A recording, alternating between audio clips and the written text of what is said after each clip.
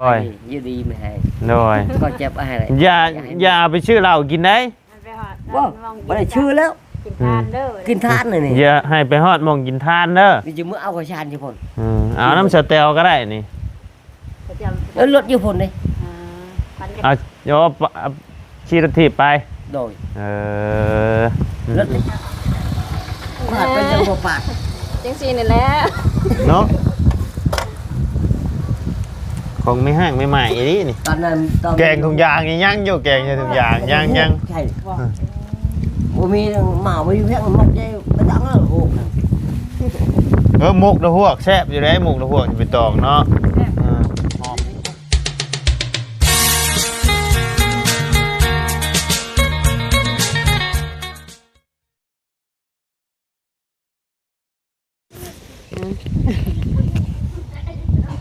เอียงมาดมเคยอยู่บ้านเอ้ยนะกลับทักทายสบายดีเด้อเนาะพ่อแม่พี่น้อง FC เบิร์ดจะขู่สู่คนเนาะบ่ว่าอยู่ในและต่างประเทศก็ยินดีต้อนรับเข้าสู่ช่องบ่ไลพาลุยคือเก่าพี่น้องเอ้ยไผเด้มาเฮือนสแตลนี่เนาะคือมาหลายคนเนี่ยมื้อนี้ปู่พอเราก็มามื้อนี้เนาะโอ้มีเวียกมีงานอย่างนี้นี่เนาะพี่น้องเอ้ยพี่น้องเอ้ยเยี่ยมยามสแตลกันเนาะโอ้ยหมักทั่วนี่มาย่ำใดก็ซ้ำเก่าเนาะเครือหมักทั่วนี่ลูกไผ่ชานี่อมคีนแห่อยู่นี่อมไปอีกทีมาสบายดีเด้อเนาะโอ้ยลงห้องเขาไม่จะเอาโอ้สิตามห้องแล้วก็เนี่ยกระเดียวว่ามีเวียกมีงานยังยังไงรถมันยุ่งขึ้นโอ้โก้ยเมื่อยน้ำเจ้าได้ค่อยเอาไผ่ชานี่สแตลโดยสบายดีน้องชาวบ่ผู้นี้บ่ที่อยู่บ้านนั่นฮะอยู่หลงกึมเอาที่ว่าอยู่นาไรอย่างไรใช่ยังอยู่เพื่อนโอ้นั่นยังอยู่เพื่อนอยู่น้องแท้ๆนี่บ่เอามีน้องจะคนนี่นะมีน้อง5 คนน้องแท้ๆนี่นะโอ้เขียวไปแล้วนี่เนาะคือคนแท้มาแต่เฮือนวันนี้เทียมนี่กระเทียมกับมาแต่เฮือนเอ้าอยู่ห้านค้าบ่มีขายบ่มีเลยโอ้ยเนาะมารวมก็เป็นเดียวนี่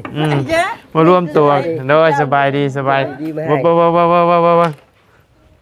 เครื่องแก้กระจายนี่โอ้ยไม่สั่งกระจายหัวกระเดียบว่าซอยบ่อันนี้สแตนเดร์ดพี่น้องเลยอันนี้นี่อย่ามันเฮียต่อเนาะเอาซอยให้ยาวๆกับบ่มีได้ชำนี่ก็ได้เอาเชือกต่อเอามีได้ชำนี่มัดใช่นี่ใช่ขาแล้วอย่ามันเฮียใช่ท้องแล้วมันเฮียยังไงนี่เฮ้ยบุเป็นนี่นะโอ้โหบุเป็นไม่แต่ฉลาดหนุ่มบุเป็นแขมันเลยนะมันบกเข่าเนาะเนี่ยขูดกับบร่างชื่อแล้วมาเดินบร่างวะมันอยู่ในกระตายังเหรอนี่ก็มายื้อนี่ก็ว่าเอาอันนั้นคนนั่นเด้อจักมือเลยสเตลตัวนี้ผิดนึงมันบ่แม่นว่าอย่างไรพี่น้องมันแห้งอะไรนี่นะแล้วเข้าตู้เย็นไว้บ่ยังโอ้ยเนาะมันบอกเขามีจักไปใส่ระเบิดเบิ้งฮะเบิ้งคอยสิปอกเบิ้งเจ้าคือว่าปอกบ่เป็นวะบ่แม่นความแล้วดีเด้มันบ่เข้าว่าใครมาก็มามันบ่เข้าแม่นความเข้าบ่จังเด้อเข้าให้มาก็มา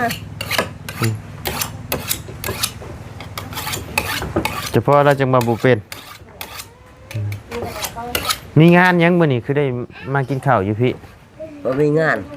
โอ้บ่ได้ไปงานมื้อนี้ โดยวันทิศ วันอาทิตย์เนาะ มื้ออื่น ก็เลยมาเด็ดน้ำลูก โดย เออ เรียนลำลูกเช้าด้วยนี่ ลูกชาวเจ้าแท้ๆบ่ผู้นี้กะ โดย แม่นบ่ ก็แม่พวกนั้นในบ้านอะไรพวกนี้ เออ ซองใส่ซอง แท้ๆได้บ่ โดยแท้ๆเลยนี่ เออ ลูกเช้าแท้ๆแหละ ยังไอ้คนนึง ยังอีกผู้หนึงน้องผู้นี้ ข้างหลัง น้องพวกนี้ เออเจ้ามีลูกจักคนจ้ะ ชี้ใช่ชอบ ชายสอง โดย เมียเด้มีเมียจักคน ชอบเมียที่นี่ ฮะแม่นบ่ มาแล้ว ฮะ ตอนนั้นก็ตอนนั้นตายก็เอาเฮ้ยอีกนี่ก็ เอ้าบัด แรกเลย บัดลูกเจ้าผู้เอาเมียอยู่พุ่นกับเมียคนไหนซะ ก็เมียผู้นี้แล้ว แม่น ผู้ บ่ นี้แหละ อันผู้ชื่อเสือชื่อหยังนะ เออ เออโอ้มีช่อง ชอบเมีย สองเมียเนาะ โดย เออ แม่ผู้นี้แม่ชาวเตานี้ อืมแม่สเตลฮันเนาะ โดย แล้วก็มาเอากับผู้นี้ โดย เอาตอนมาปลุกเพื่อนอยู่นี่ คือจังมาบ่แม่นเมียผู้นี้บ่แม่นบ่ อันนี้แล้ว อันนี้บ่ โดย เอ มัน อ ปะบ่นี่ เราปะ โดย เลยกลับไปเอาปะจักเทื่อเด้ โอ้มันลายแล้ว ได้แล้วเนาะ กันนับว่าหน้าแล้วกันไปว่านับมัน คันว่าคันสมมุติว่าไปเอาเมียใหม่เรื่อยๆก็สิได้อยู่ประมาณ5 6เมียเนาะ กว่าแล้ว กลัวบ่สำหรับกลับไปหาแล้วนี่นะ ก็เอากลับไปหาเลยตัวนี้เราไปหา โอ้ผู้นี้บ่ว่าหาเจ้า โดย เออ ตัวนี้เราไปหาเราอยู่ เออ หน้าน่ะได้หน้าไม่เท่าชัยเลย โดยเพิ่น ปะกันเลย เพิ่นคิดฮอดเจ้าเพิ่นไปหาเองเนาะ โดย เออ วันนี้ก็มีหมกแตงมีพยัง อืม ก็พยักยังมีหมกแตงนั่น เออ นี่เราเอารถนั่นแหละเห็น เออ อย่างว่าไม่คือเก่าแล้ว แม่นบ่บ่ เลย โดยเราเราก็บ่ปฏิเสธแม่นก็จริงเนาะ ก็คงจริงเล อื ย ม คิดว่าเราไปหา คิดฮอดก็ไปหาเนาะ นี่ก็แม่คนนี้ เออ ก็เด้อแม่อันเดียวแหละกับ แต่ว่ากับสเตลนี่เป็นคนละพ่อเนาะ โดย เออ แม่เดียว อืม จอยกับตัวนี้เห็นแม่เดียว อืมแต่ว่าผู้นี้น่ะเป็นลูกเจ้าแบบว่าลูกของเจ้าเลย โดย แต่สเตลนี่แม่เดียวกันแต่คนละพ่อ คนละพ่อ อืมกับผู้นี้ได้มีลูกกี่คน บ่มี สิมีย้ำใดแต่มีแต่ปะเนาะ โดยคือเล็กๆปะปะ เออสิมีย้ำใดมีแต่ปะบ่ได้จักเทื่อ บ่ได้จักเทื่อ เออ เอาก็เอาก็เด็กปะละปะ เออ คือเพลงเขาว่าน่ะ เออ เกิดไปคือมาปะโพใช่บ่ เออเออ ปะกับปะเนาะ ใครโทรมาน่ะผู้บ่าวโทรมาบ่สเตลผู้บ่าวโทรมาแล้วนี่ เห็นบ่ จังว่านะฮะ เมาเลยค่อยเมาเลย เมาแล้ว โดย กินหยังคือเมา กินเหล้า กินอยู่ไส ปนอยู่บ้านโคกปน โอ้กินอยู่บ้านโคกพู บ้านก็ตามลูกบุญ เมาแต่คืนนี่พู โดย เมื่อคืนนี่เฮาก็ไปโยไป งั้น อืม เดี๋ยวว่าไปบ้านห้วย โดย นี่ ไปบ้านห้วย โดย อย่าไปป้องช็อป มีคนตายอันนี้กันสิพาเมียไปบ้านห้วยเพิ่นแล้วนี่ เอ้า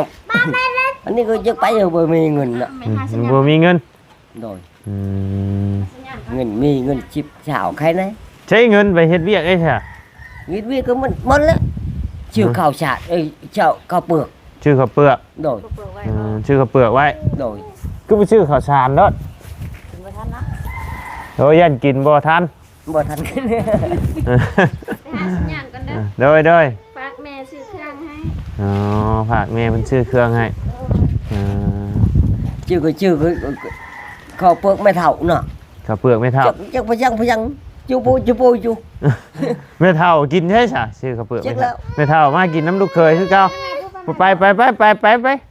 อันนี้เนี่ยมัน ชื่อก็ นี่ไปนี่ก็ได้นี่รัดไปนี่เปิดให้เพิ่นนะ ก็ไป ปุ่นบ้านหัวก็ยังไม่มีเงิน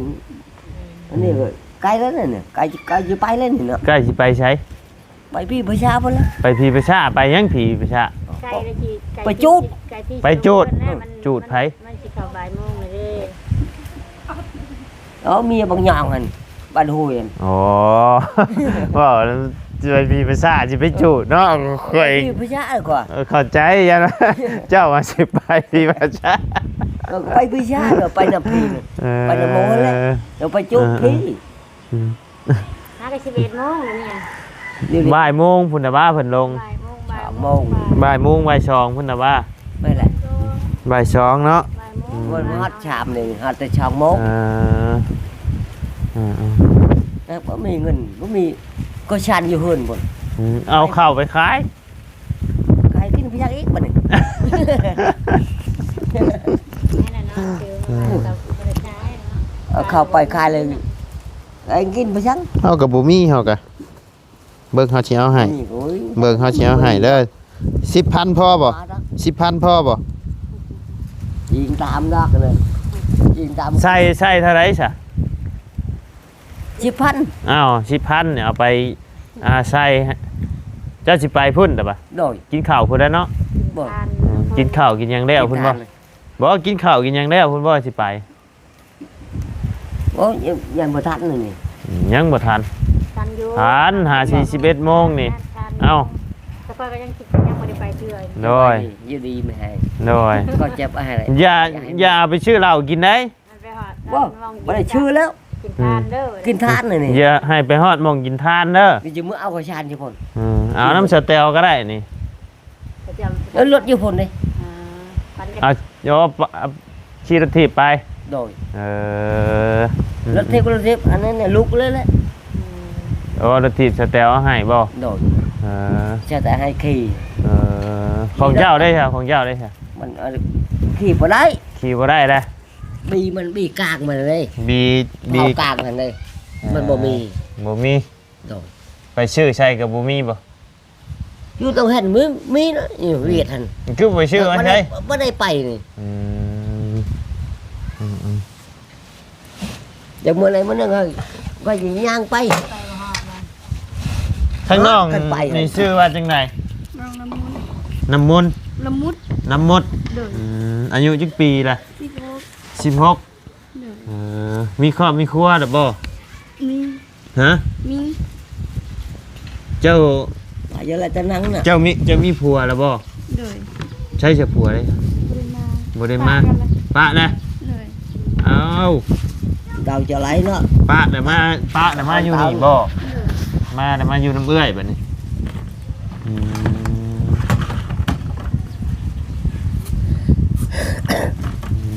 ปะกับผัว เป็นได้คือได้ปะ หัวบ่ดี ผัวบ่ดี เด้อ เอ้า ลิ้นยา ผัวเด่นยา เด้อ เราเลยจะนั่งรถ เอา ไม่ หนีบไม้ให้อ้ายนะ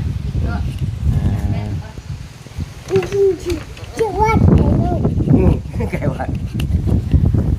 กว่า ผัวนะคนบ้านไหนผัวนะ บ้านน้องกึม บ้านดงกึม เด้อ ดงกึมอยู่นี่บ่ เด้อนี่ เรา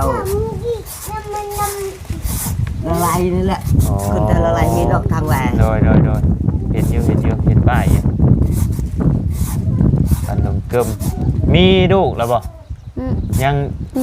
งบ่มี เด้อ เอากันได้จักปีเลย 2 ปีปีนี้ 2 ปีนี้ เด้อ ปะขาดได้บ่หรือว่าอะไรนี่ ปะขาดเลยแหละ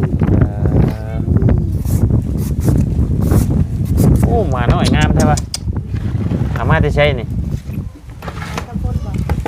ถึงมาจะให้มีปากนี่มา งามใช่ปะ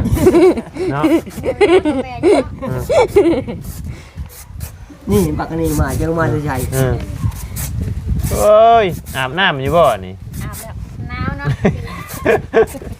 อาบแล้ว น้องละมดตำหุ่งให้กินชุกกินมื้อนี้พี่น้องเอ้ย ว่านนี่ครบแตกแล้วหน่วย คกแตกหน่อยนึงเก่งไหม ลูกเช้าเนี่ยต่ำแตกกัน วันนี้บอกว่าที่เห็ดครบไปตู่แตก ไปยืมมาบ่นี่ ไปยืมมามีห้อยแล้วนี่ยังมาทันได้ นี่ บ่คอยแล้วมีหอยโอ้ยแตกแล้วได้นี่ เอาไปคืนก่อนบ่ อยู่ตรงในเช้าดิ นี่โคกแตกมีเจ้าเห็นบ่โคกแตก เห็นบ่ กวบหัวไว้จังบ่ให้นี่ อยู่ตรงในเช้าดิ ก็ไอ้ก็จะตำแห้งน่ะเนาะ ก็ตำมังพริกซื้อแล้วก็สิหมอได้ ไปเห็นในเช้าเห็นแต่ลูกก็ แซ่บบ่ ตลาด แอมบ่ แอมบ่ แอ อ ม ร่อยบ่ อร่อยบ่ป้ากันแต่หล่นนะบ่เนาะ เจ็บติด ฮะบ่ เอ้า เอ้า ปะถึงแล้ว เฮิงนะ ด้วย อืม ส่งกันเงินบ่พอ เงินส่งเงินบ่พอ จบขาดบ่มีเงินชื่อ ผัวติดยาติ ด้วย อืม ได้ลูกก็ได้เป็น5 พาตักมาได้ทั้งหมดลูกไอ้เลย เดี๋ยวเฮ็ดได้ซะนี่แล้ว ยังดีแล้วมีเงินอยู่ อืม มาแต่ก่อนพี่กระตุกหน่อย ยังดีแล้วมาได้อยู่น้ำสเตลเพิ่นนี่ เกินนั่งรักใดกับไป ไม่ใช่ก็ได้ อืมเฮ็ดเวียกเฮ็ดงานยังซะอยู่ในตอนอยู่กับผัวนะ ไม่ได้มีเรียกหยัง เผาทาน บ่ แมนโทรหาบ่ได้ก็ว่าเลี้ยงงัวใช่สิงัวหั่น ใช่งัวเลยค่ะ เลี้ยงงัวก็บ่แม่นงัวอันนั้นเองเนาะ งัวกับงัวผัวบ่ งัวก็ งัวเปล่า ป่าพุ่น โทรรายการเลี้ยงงัวโอ้ยผมว่าน้องคนได้ดีเลยเลี้ยงแต่งัว ไม่ยาก เอางัวแม่ย่ากับเพิ่นบ่ได้แบ่งให้ลูกชายว่าซะ จะว่า โอ้จะแม่งคือเจ้าเนาะสิชัยอุดตุ้ยคักกะดีเนาะเรา มาเนี่ย อืม ลองตลาดคน เราบ่ได้เดี๋ยวเราบ่ให้คนบ่อยากได้ได้ตัวนี้ ลูกมันเช้า บ่ สองโตเพิ่นเลี้ยง อ๋อเราเลี้ยงเบิดเลยงามเนาะคันให้ก็ให้เบิดเลยติ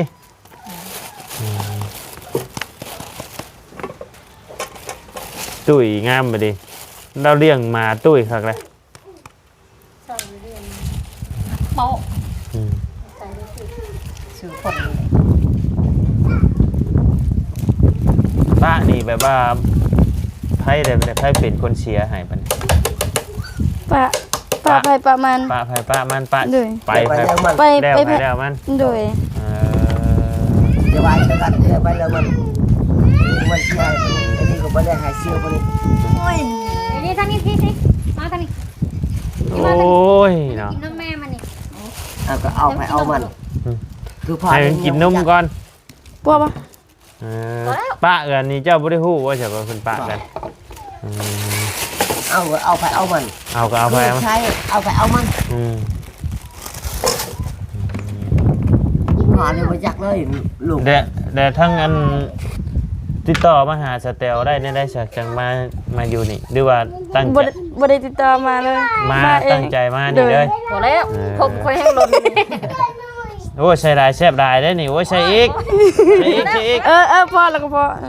แล้วว่าคือเข้าคือแต่ว่าพออยู่นี่ ก็เลยมานี้เนาะ พอแล้วเพื่อใส่ประแดก ก็เห็นพออยู่นี่ก็ไปหาพอก็เนี่ย ฮู้เด้ฮู้อยู่ว่าทางเอื้อยว่าเพิ่นได้เฮือนในเฮือนงามชางามนี่เฮือนชานงามฮู้อยู่เนาะ ด้วย เคยเบิ่ง ติดตาม2อายุ อ๋อติดตามอยู่เนาะ ด้วย ชื่อว่าไหนติดตาม ลืมเลย ซองใดก็ติดตามเบิดซองเบาจิตเบาเตียงก็ติดตาม อ๋อติดตามเบิดทุกช่องเนาะ ด้วย แต่ว่าเคยเห็นอ้ายอยู่เนาะ ด้วย เคยเบิ่งอยู่เนาะ ด้วย ส่วนใดอ้ายไปถ่ายคลิปอยู่แถวใด บ่จื้อ น้องแม่นนะนี่ จักบ้านยังเขาก็บ่ฮู้ พอไปชื่อ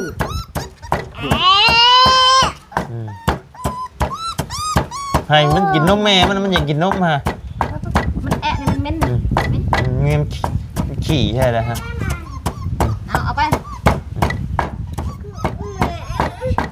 เช็ดบาด ช่วยให้แล้วนั่งให้ปะ โอ้เอาไปถามไปเล่นอยู่น้ำกันไป ไปเล่นไปย่างไปทางนั้นไปย่างไปไปดูกันไปย่างไปนี่ ตายอยู่มันเจ้านี่ตายบ่รอดหรอกตายเลยฮะพวก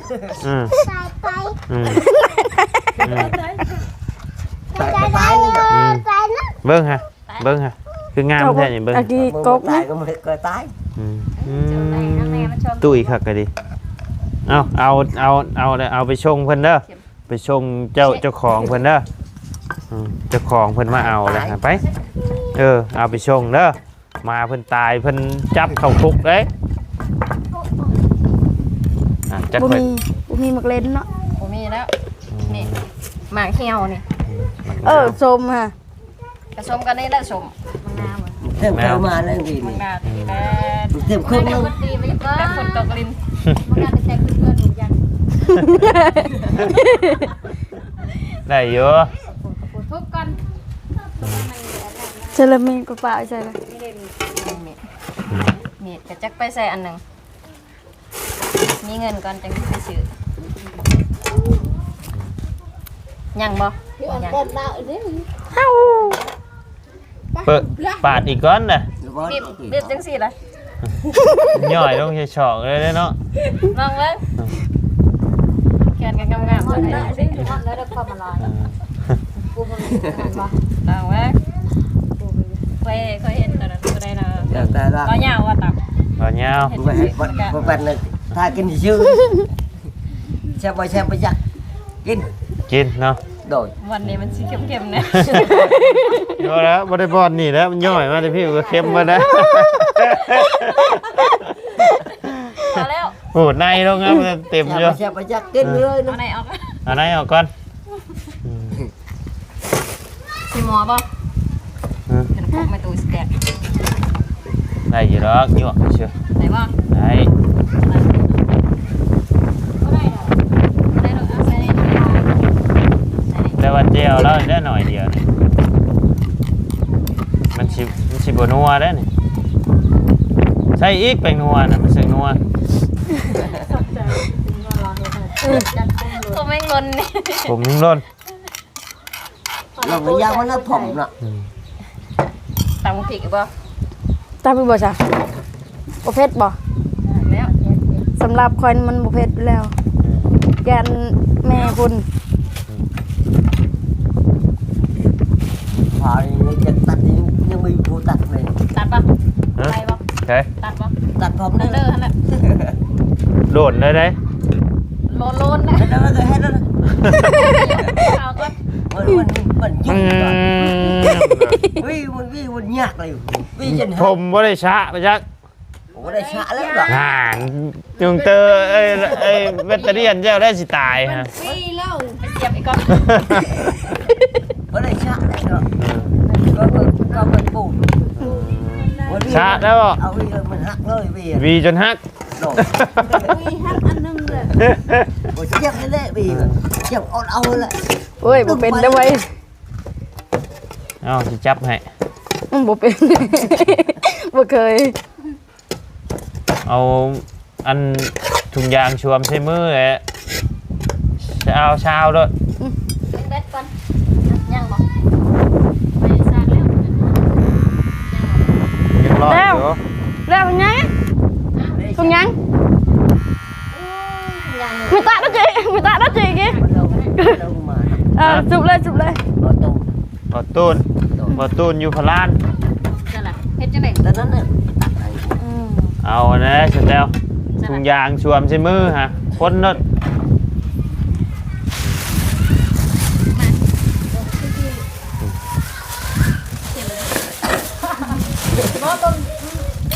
ต้มอะไรยาจังได๋ บ่ปานใดแล้วคันบ่เพิ่มอูมามิ โอ้เป็นไหนบ่ โอ้ ตรงก็เอาตัวใหม่ก็บ่ dạมัน ช้อนอีก ก็ยา เออเซฟ แต่ลูกก็ลูกให้ได้เลยกิน ลูกเห็ดในใดพอกินเนาะ โดด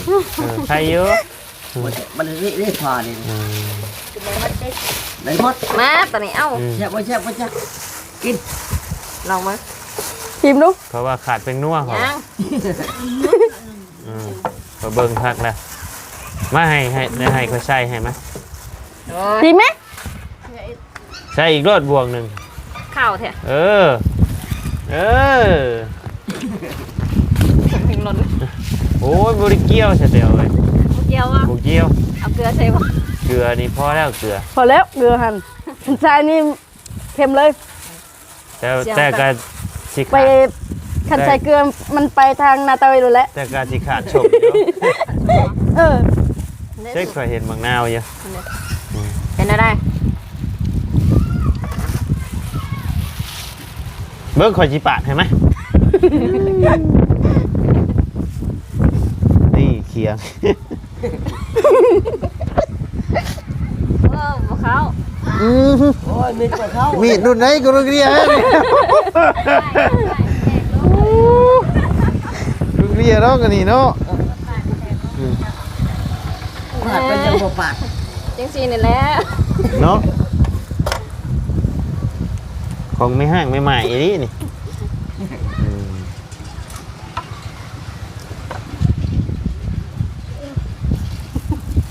กินแล้วไปเลยประเดี๋ยวนี้ กินแล้วไปแตกซ้ำรถ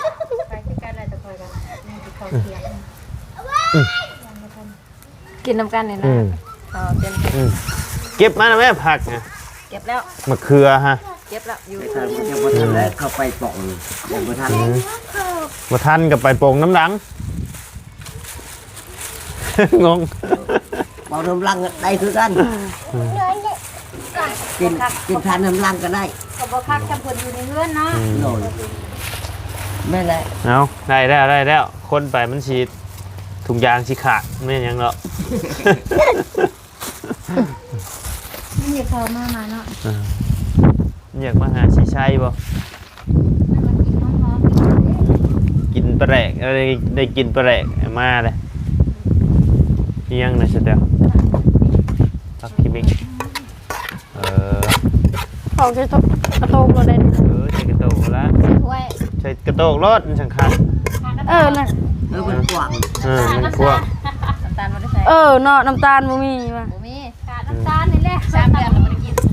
น้ำลังเป็นเบาหวาน ยอมเลย 3 เดือนแล้วนะ เส้นน้ำตาลเป็นเบาหวาน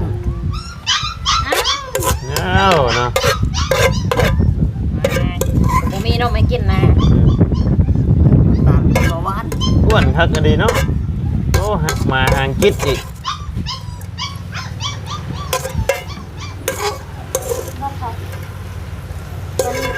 บ่รถชาบุญ เดี๋ยวบุญ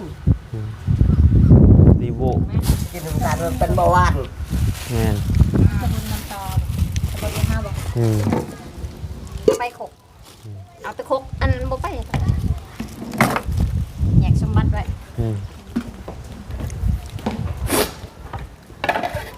บ่ได้ว่าไปสิจำไปจ้ะ กินเอ้าของเจ้าตัวนี้มอบให้เจ้าตัวนี้ ใครบ้า เออ โอ้กินแล้ว กินโอ้ เออ กับข้าว เดือนแก้ กิน จับเอา กินปลาเลยนี่ จับไปเป็นตะปาเป็นตะปาคนของบ่กินแล้วแก้บ่ แซ่บบ่ โดย เอากินข้าวมากินนี่เฮาย กโป้ กินน้ำกั กิ น นโป้เลย แทมก่อย ใช้ก่อยเอาขึ้นนะเอาขึ้นมาชามมาชี้เออ แทมก้อยนี่ เออ มืออะไรขึ้นแล้วแต่นี่ เนาะตกเลยยกโป้แล้วก็ โป้นี่ เอา แก้มก้อย แถมก้อย นี่ ต้องจับน้ำเนาะเจ้าเนาะคันบ่จับมันขึ้นน้ำบ่ ขึ้นน เอาเด้อ ำเลยเต่า มาเด้อพี่น้องเด้อกินตำบักหุ่งน้ำกันเนาะ อาหารเที่ยง อาหารเที่ยงบ่นี่ เที่ยงหรือบ่1 โมง โย 1หรือบ่เที่ยง อืม มา เอาสามีแต่ว่าข่อยก็สิไปอันนั้นก่อนไปกินทานน้ำเพื่อนคนเพิ่นเสียก่อน นี่ก็ไปคือกันแหละกินก่อน ให้ฮอดไอ้หมองกินทานเด้อเงินเอาให้ โดย อ่า เป็นชื่อเราเลยเนาะแม่นบ่ นั่นแหละฮอด ฮอด ไป เนาะ กันไปฮอด ฮอดแล้วคันนักใหญ่ยังฮอดพี่เลยจื้อไป ไปเลยไปบ่ฮอด ห่าน เดี๋ยวไปฮอด นั่นแล้วก็ให้ฮอดแล้วบ่ให้ฮอดในเทิงเพิ่นแล้วบ่ โดด ข้างข้างได้ข้างสุดท้ายของเพิ่น กินเหล้าอยู่เพิ่นอีกนะ กันไปแล้วได้คำเพิ่นบ่อื่นเพิ่นนะ เอาหง จะดีเลย ถ้าไอ้มันโดนน้ำตาล แต่ว่ามันอันตรายเมาแล้วก็นอนอยู่บุญก็ดีมาเก็บน้ำกัน เบิ่งข่อยสิชี้มึงเด้อ แซ่บแซ่บ แซ่บหรือบ่แซ่บข่อยสิบอกเองล่ะ สีงามแท้ แซ่บก็คือมี สีงามแท้ นะ กินเฮาเด้อ มาเด้อ ป้าก็บังก็มี กินชมเด้อ กุ้งก็มี ตำหุ่ง เหมือนกันเด้อก ระโปงก็มี มีงานเนี้ยงาน อันนั้นจังว่าลูกสาวเพิ่นมาเด้สบายดีเด้อพี่น้องเด้อมา ทั้งได้คืออะไรแท้บาทนี้ ซีเบิ่งสีมือน้องหยังไง ละมุด เอาไปแล้ว ลำมดก่อน โอ้น้องสาววะเลยโอ้มา นี่ยังมาบ่หมด ยังมาบ่วัดยังจะคน โอ้ยังชามคน ยังชาม โดด ยังสี่ ยังชามยังชี้ ยังสี่ มาเลยคนหนึ่ง เอาไปก่อนบัดนึงกระทำหารสชาติบ่พ่อโอ้กระทำหารสชาติยังบ่พ่ออยู่นี่ ตามหาบ่พ่อมา คือก็มี ตำแบบนี้ตำแบบว่าสูตรที่แบบว่ารุ่นเฮาไปเลี้ยงงัวเลี้ยงควายตะกี้หั่นนะ งานบ่ สูตรโบราณสูตรโบราณหั่นนะ ขั้นใส่ใบตองกรุงบ่เส้น แม่น แดง อ้าวตามแจ้บักพริกไปแล้วก็เห็นบางหุ่งอยู่หน้าไผก็ปิดเอาแล้วก็ไปคนข้าวเช้าใช่เลยกินเลยฮะโอ้ยเห็ดแล้วอ่ะโอ้ย เคยอยู่ว่ามุกเฮ็ดใส่ใบตองกรุงแท้ เคย โอ้ย ใส่ถุงยางด้วยล่ะ ตอนนั้น แกงถุงยางยังอยู่แกงถุงยางยัง ใช่บ่มีหมาบ่อยู่เพียงมันใจไปดังแล้วโห หมกตะหวกแซ่บอยู่ได้หมกตะหวกจะไปตองเนาะหอม นี่บ่ กุ้ง มีเลยโห เด็กคือบ่ฝากบ่ตีนแท้อันนี้ กินตำมะฮุ่งแซ่บเราอะ บางลูกแซ่บจนแค้นดิ กินข้าวง่ายแล้วกินข้าวเช้า กินข้าวพร้อมพาพร้อมหน้าพร้อมตาเลยมื้อนี้เนาะ เอาสินบ่ ส่ง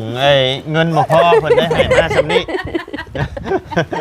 จ่องขาด เงินบ่พอเด้ ขาดนะ สิซื้อสิซื้อมันดีๆคือเฮาว่าเงินบ่พอเพิ่นปาดซะ นึงดิ ครึ่งนึง ดีแล้วมันยังลงก่อนแข้งอ่ะยังใช้อยู่ได้ขาดไปข้างหน้ายังขายข้างหน้า จ่องเอ้ยจ่องขาด อ้าวชาเดียวทางบ่ได้ก็สิได้ไปอันบ้านนักร้อยห้วยก่อนไปกินทานก่อนพี่น้องเอ้ยเพิ่นมีคนเสียเดี๋ยวให้ทั้งสบุญเพิ่นพูดคุยกับทั้งสเตลทั้งน้องๆทั้งพ่อเพิ่นเนาะไปมาขอไม้นะ ได้ขอสิขอต่อ สบายดีเด้อโดยไปโดย ไปจัดมา ไปจ้ะพี่น้องสำหรับคลิปนี้ทั้งบ่ไล่ก็จะได้ขอจบคลิปปิดคลิปลงไปเพียงสำนี้กันเด้อพี่น้องเด้อขอบบุญขอบคุณพ่อแม่พี่น้องและ FC เบิร์ดสุขุสุขคนเนาะที่กลับมาติดตามนะครับส้มทั้งซองบ่ไล่เนาะถ้าบ่ไล่เว้าอีหยังบ่ถึกบ่ต้องบ่จบบ่งามก็ต้องขอโทษขออภัยนำพ่อแม่พี่น้องและ FC เบิร์ดสุขคนเด้อเนาะสำหรับคลิปนี้เอาเลยโอ้ขอโทษไฟหลายพี่น้องกินไอ้ตำบักหุ่งกันนี่ไปพี่น้องเลยสบายดีเด้อเนาะ